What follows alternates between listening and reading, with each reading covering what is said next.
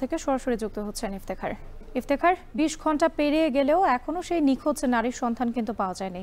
এখন আসলে উদ্ধার অভিযানের সবশেষ কি তথ্য রয়েছে আপনার কাছে, এবং একই সাথে জানতে চাই ফায়ার সার্ভিস আসলে কি বলছে?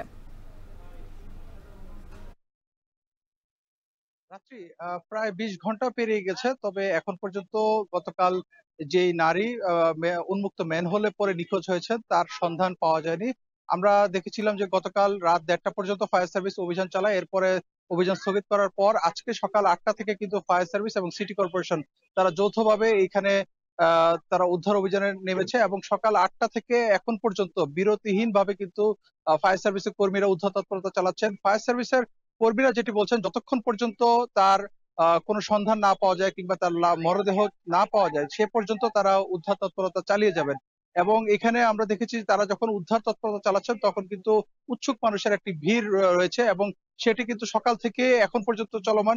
এবং এই উৎসুক মানুষের ভিড় সামাল দিয়ে উদ্ধার তৎপরতা চালাতে তাদের কিন্তু বেশ হিমশিম খেতে হচ্ছে। এবং আমরা আইন শৃঙ্খলা বাহিনীর সাথে কথা বলেছিলাম, যিনি নিখোঁজ হয়েছেন দাবি করা হচ্ছে সেই ওষুধ কোম্পানির যিনি national sales manager Faria Tasnim Jyoti, তার যে মোবাইল নাম্বারটি যেটি বন্ধ রয়েছে গতকাল রাত পর্যন্ত, রাত থেকে সেই নাম্বারটি পুলিশ তাদের যে তথ্য প্রযুক্তির মাধ্যমে তারা নিশ্চিত হয়েছেন, যিনি ৮টা ৬ মিনিটে তিনি যে হোসেন মার্কেট এলাকায় সেখানে তিনি অবস্থান করছিলেন এবং ৮টা ৬ মিনিটের পর থেকে তার মুঠোফোনটি বন্ধ রয়েছে। সে কারণে অনেকটা নিশ্চিত করে বলা যায় যে যিনি নিখোঁজ হয়েছেন তার নাম হচ্ছে ফারিয়া তাসনিম আহ আহ, জ্যোতি বলে তারা নিশ্চিত হচ্ছেন। এবং আমরা এই যে ঘটনাস্থলে এই যে যেই জায়গাটিতে মূলত তিনি নিখোঁজ হয়েছেন সেই জায়গাটি হচ্ছে মূলত সিটি কর্পোরেশনের ড্রেন বলা হচ্ছিল। তবে আমরা সিটি কর্পোরেশনের সাথে কথা বলেছিলাম, তারা বলছেন যেহেতু এটি বিআরটি প্রকল্পের আওতাধীন একটি ড্রেন এবং এই ড্রেনটি নির্মাণ করেছিল সড়ক ও জনপথ বিভাগ,